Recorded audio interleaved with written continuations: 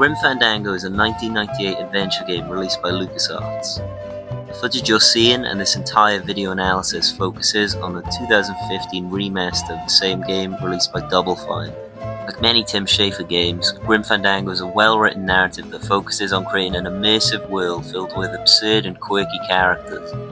Grim Fandango is held in very high regard and is often seen on lists of the greatest video games of all time. However, the game is considered the last impressive game of its genre, and I believe it is the last classic adventure game before the genre faded away as the industry developed. As an adventure game, Grim Fandango is not a great case study for the ludology-narratology debate. The game is entirely linear. Sure, the player can work out some puzzles in a different order, but ultimately, there's only one plot, and it will always be the same no matter the playthrough. There aren't even any game overs, and it is technically impossible to lose the game in a traditional sense by dying. This is a key feature in all LucasArts adventure games, going all the way back to the original Monkey Island. The game is obviously still interactive, as the player must figure out the solutions to the game's puzzles to progress. It's a puzzle game. Gadamer states that the purpose of the game is not really the solution of the task, but the ordering and shaping of the movement of the game itself. Adventure games are unique in this regard, as there's an argument to be made both for and against the quote. The solution of the task is obviously paramount, but the build to the solution, the numerous clues given to the player, can also be argued as the most important part.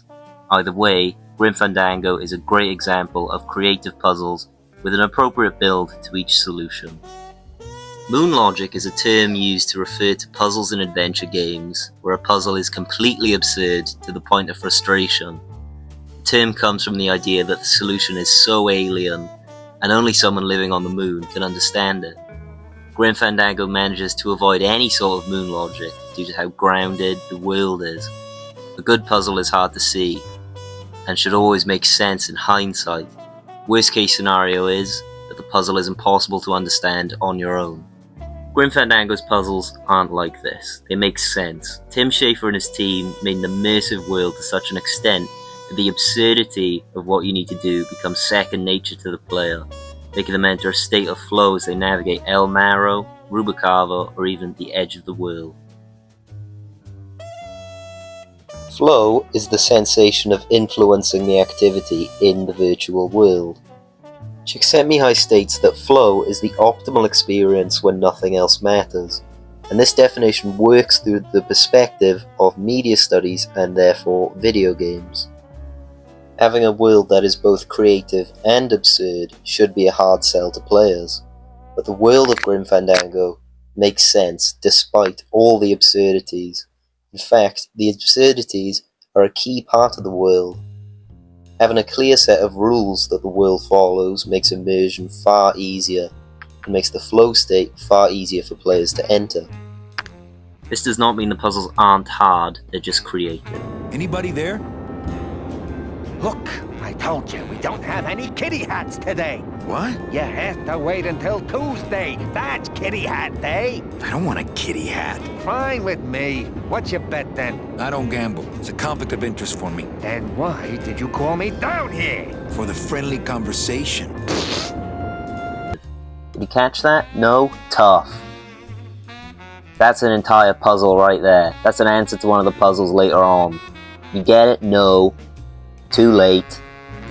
Is a great example of how the game's tone can lend itself perfectly to the puzzles and vice versa. In this part of the game, Manny must become a part of Velasco's crew to board his ship. One thing he needs to do is make sure that this guy, Naranja, does not board the ship so he can take his place. So, being a 90s adventure game, Manny does the obvious thing and drugs him. Many games would simply have you spike his drink and take his spot, but Grim Fandango's creativity doesn't stop there. Manny has to convince Velasco that Naranja is dead by stealing his dog tag and putting it on a corpse in the morgue to convince the mortician or florist. Manny needs a metal detector, which Carla, the lonely security guard, has. You sure you're not packing anything else? Nothing that would set off that thing. Then, sir, I'm afraid you'll have to step into the back with me. Which of the following happens immediately after this scene? A. Manny seduces Carla. B. The game cuts to black, leaving whatever happens in the back room a mystery. Or C. A 3-minute long cutscene where Carla tells Manny her life story and he cannot interrupt her without offending her, ending with her crying her eyes out. And of course, with my dad being in the military, we moved around a lot. Mm-hmm. I remember this one town we moved to when I was in the 1st grade. Oh, really? Yeah, the only industry in the area was figs. Acres and acres of fig trees You don't everywhere say. you looked. I myself never really cared for figs. That's interesting. This series of events, while ridiculous, is what Grim Fandango is all about at its core. It's weird, strange, a little morbid, but still hilarious. There are dialogue options, yes, but Carla hilariously ignores anything Manny says unless he explicitly asks to borrow her metal detector, which is how the scene ends. The puzzle still makes sense. Manny needs a metal detector and Carla has one. This is a standard adventure game setup. What clues are there to point to the solution? Well, Carla mentions that she wants to strip search Manny, but he can only do this if he fails a metal detection test. Manny can find a special liquor in his bar that has inside. So the player must deduce to drink before walking through the scanner. Not only is the player rewarded with progress, but also the backroom scene. The comedy is the reward, seamlessly intertwined into the story to create a strangely compelling narrative. One area where the game falls flat is the controls. In the remastered version, no problem. The game controls exactly as expected. For the original, tank controls. Up makes you move in whatever direction you're facing. Left and right turn you clockwise and anti-clockwise. Apart from this, the game does have the usual adventure game controls, and Grim Fandango has a lot of fun with these controls. For example, using the pickup button on characters can lead to some interesting results. Hey, sailor. Quit fooling around. The tank controls really interrupt the flow of the game, as traversing from screen to screen is a real chore. The modern controls are a lot better, making the transitions a lot more manageable. But to 100% the game, the player must complete the game once using the tank controls for the entire run. Another thing the remastered version has going for it is obviously remastered graphics. With the press of a button, the graphics shift from the original ones to the remastered ones. The only things that change are the in-game models such as the characters and items. The pre-rendered backgrounds all remain unchanged. So for this reason, I prefer playing with the original graphics. There's also some bonus content in the remaster, such as a director's commentary mode and a concept art gallery. Grim Fandango takes place in the 8th Underworld, or the Land of the Dead. Most of the characters are inspired by calacas, which are Mexican skeleton figures used to celebrate the Day of the Dead. The game is as authentically Latin as possible and is held in high regard due to its authentic depiction of Mexican culture and myths. Another influence on the game is the genre of film noir, such as Casablanca or Double Indemnity.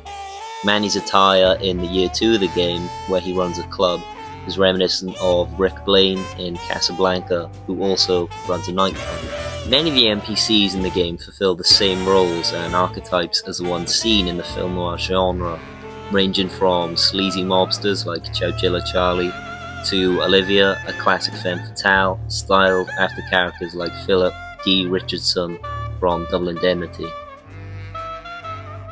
Many of the characters in the game smoke in true film noir tradition. In fact, Manny's idle animation is one of him smoking.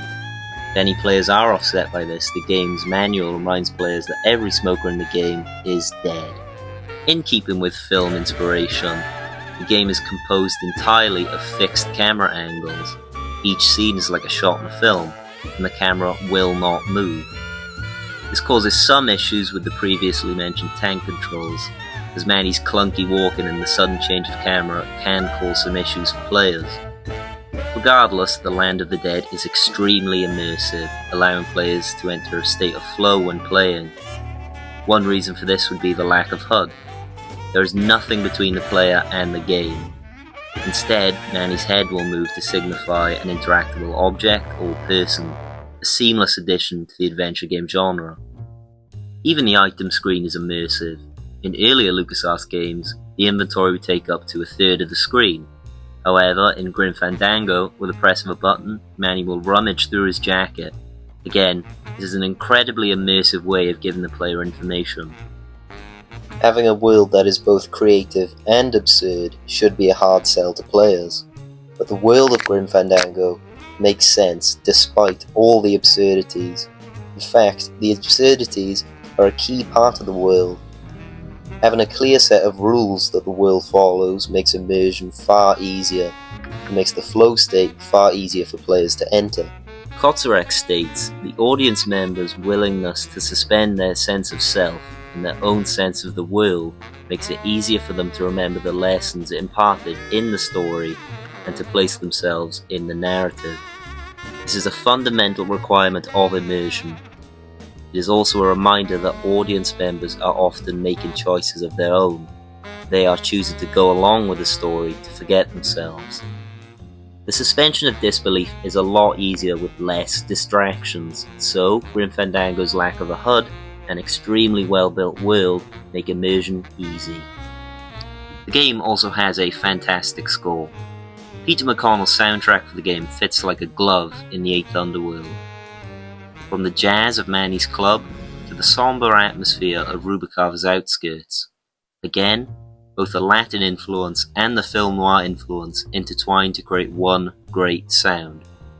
The music fitting so well also adds to the sense of immersion, as the player can enter a flow state easily due to the world being so meticulously crafted. On the topic of sound, the game is voice acted to perfection. Tony Plana in particular does a wonderful job bringing the game's protagonist, Manny Calavera, to life. He's quick-witted but endearing at all the same time. Good characterization is imperative in adventure games, as the characters are much more of a focus with the game's lack of traditional gameplay loop. But it's not just the protagonist, all of the game's side characters and NPCs are very well characterized. Many of them are, in keeping with the game's tone, very funny, but there's also a strange sense of melancholy throughout the entire game as well. Everyone is already dead. The plot and story of Grim Fandango needed to be very good for any chances of keeping a player immersed. Unfortunately, everyone at LucasArts managed to knock it out of the park. The game focuses on the story of Manny, who begins the game as a travel agent in the land of the dead. Better off someone did in life, the easier their 4-year journey to the 9th Underworld is. As the game progresses, Manny must go on his own 4-year journey in search of Meche, a girl who he wronged for his own greed. All of these factors are why I think Grim Fandango is a fantastic example of a criminally underrated genre of video games, being both puzzle games and adventure games. Okay, last one, folks. With bony hands, I hold my partner. On soulless feet, we cross the floor. The music stops, as if to answer. An empty knocking at the door. It seems his skin was sweet as mango when last I held him to my breast. But now, we dance this grim fandango, and will for years before we rest.